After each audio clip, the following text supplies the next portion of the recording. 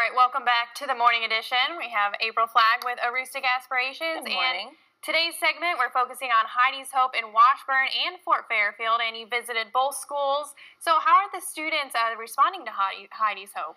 The response in both communities has just been astounding. In Washburn, we signed up 127 students just in 2 days, and in Fort Fairfield, the number was over 150. And keep in mind, we didn't have electricity for half of one of those days, so it was pretty amazing. Well, that's great. So let's start with Washburn. You had some projects before you visited the schools. We did. The rec center being one of the major ones. They have a couple of buildings they would like to kind of clean up and paint.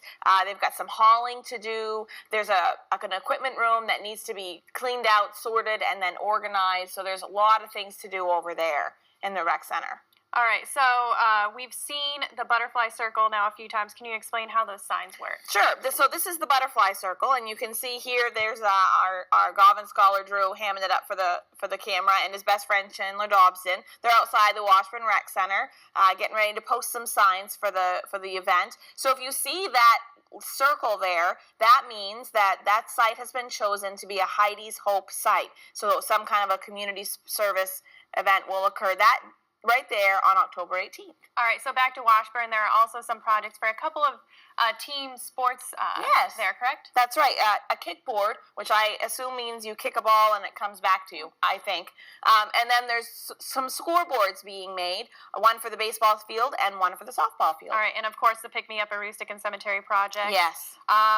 And there's more projects including stacking wood and working with the UTV trails. Yeah, there are. And even with all these pre-planned projects, the students of Washburn wanted to add an additional project. They did. They actually did. Believe it or not, the kids of this generation are very bothered by litter.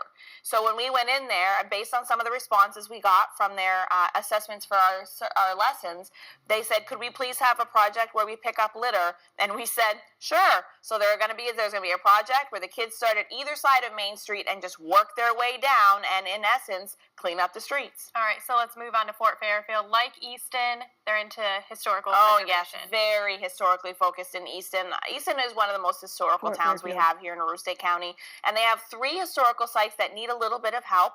One is the Block House, which is an incredibly famous site in Easton, and of course you can see that right here. They need some work outside, some landscaping. There's some work inside with some artifacts that needs to be done, so the kids are going to go inside and do some work there. They're also working in a place called Friends Church, another historical site.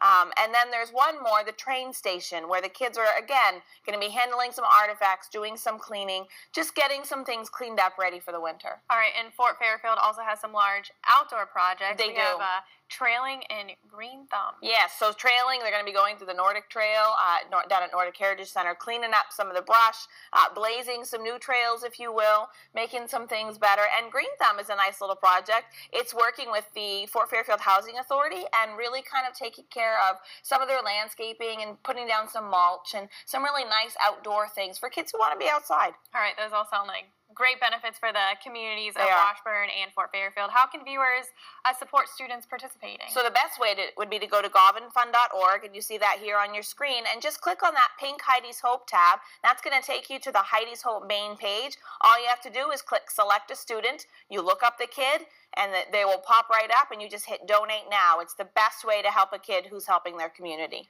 All right, and Aroostook Aspirations Initiative they had a big gala this weekend. We did. We had a huge gala this weekend. We had Senator Collins as our keynote speaker. We celebrated with our 16 Govan scholars. There they are, all in their best, looking amazing. They really did an incredible job. We awarded the first Mentor of the Year to Kevin Marquis of Easton, and the first Innovator of the Year to Kelly Marquis, no relation, of Fort Kent. All right.